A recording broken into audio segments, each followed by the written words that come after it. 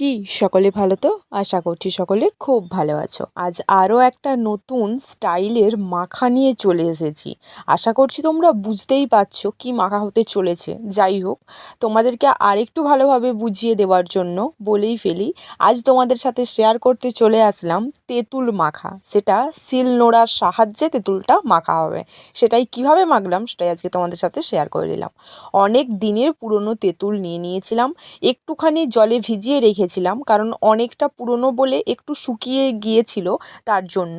তারপরে সেই জল থেকে তুলে কিছুটা পরিমাণ থেতলে লবণ, বিট নুন, লঙ্কার গুঁড়ো, জিরের গুঁড়ো, ধনে পাতা এবং কিছুটা পরিমাণ চাট মশলা দিয়ে আরও ভালোভাবে আমি থেতলে নিয়েছি। আর অন্যদিকে চিনিটাকেও কিন্তু আমি শিলনোড়ার সাহায্যে গুঁড়ো করে নিয়েছি এবং চিনির সাথে অল্প পরিমাণ আমি বিট নুনকে মিশিয়ে নিয়েছি।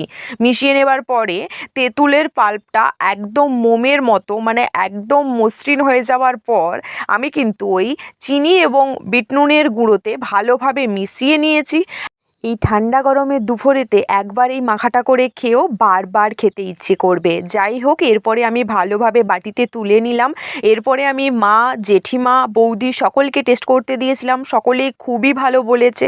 আমার মাঝে মধ্যে ক্রেভিংস হলে আমি তো খাই এবং আমার বাড়ির সকলের সদস্যরাও খায়। যাই হোক, তোমরাও একবার এই ভিডিও দেখে বাড়িতে ট্রাই করে দেখতে পারো।